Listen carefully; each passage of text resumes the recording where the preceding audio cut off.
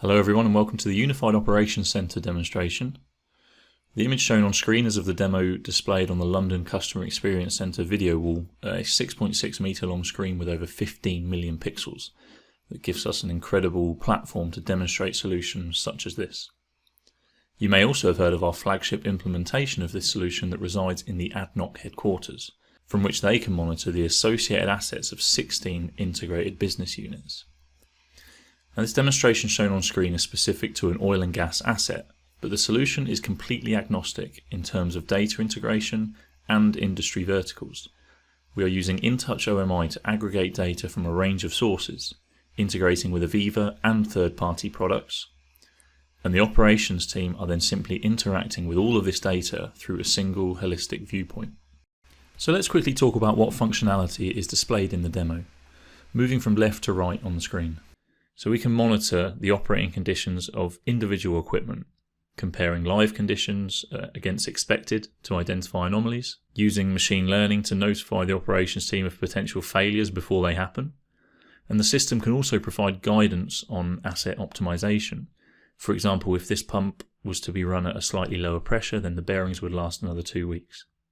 There are some great success stories around how our customers have used this predictive maintenance to reduce downtime and to save huge amounts of money. Next, we have a map that in this case is monitoring CCTV, but this could equally be locations of assets, and clicking on each icon will change the entire content on screen. Hence, we are able to monitor multiple assets from a single dashboard. We can also view the overall status of the asset, a breakdown of operational expenditure, the progress of current projects compared to the original estimates, details on monthly expenditures, and much more. Then we come to the real-time data, live feeds coming directly from the IoT sensors on site, displaying the live behaviour of the plant. Now this real-time data comes in a range of formats. At its most granular we have the efficiencies of individual equipment. For the case of this demonstration we have live charts focusing on the capacity and efficiency of particular pumps.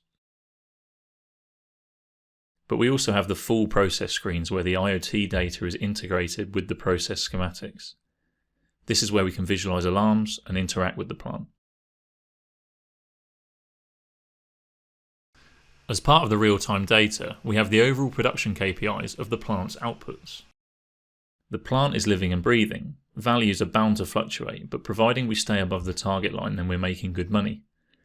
But that target line isn't set by solely looking at the operations of the plant. It also looks at the demand and the cost of the product in the market at that time. We also have the 3D model available that's been created using AVEVA E3D, the usefulness of which will be shown when I run through the demo scenario. Finally, we have the overview of work permits and asset failures. What work permits are currently active or scheduled? Which equipment have the highest running costs and which are the most unreliable? Not only can we view the active and scheduled work orders, but we can also build them. There is enough data at our fingertips to write a detailed work permit as and when issues arise and action is required.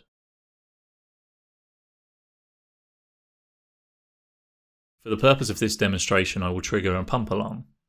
Now the issue is that this pump has tripped. How do I know? Well, it's quite hard to miss. Not only can I see that the pump efficiency and capacity have flatlined on my charts, but I can also see that the production of LNG has completely stopped. Not good. So before any investigation is done as to why this pump has failed, I need to turn the standby pump on.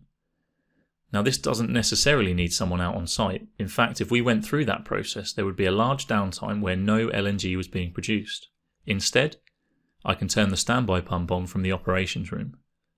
Our software has the infrastructure and integration skills to do simple commands like this from our desks, eliminating the need for someone on site, but also reducing production downtime. So now the plant is back up and running, we can try to work out why this pump has failed. Someone will need to go out on site to investigate this, so let's start to build a work permit. Firstly, let's look at the details of the pump. Because the data sources displayed are all integrated, when I click on the pump in the process screen, the tag name will be registered in my engineering and design data. So I know where this pump is on site from the 3D model. I also have access to a range of associated documents, its P&ID, installation manuals, equipment lists, even maintenance procedures.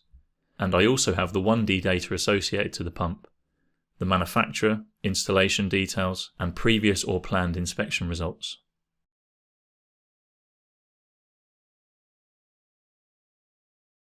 So the operations team might also say it's worth investigating the flow transmitter upstream of the pump. Perhaps it is giving a faulty reading.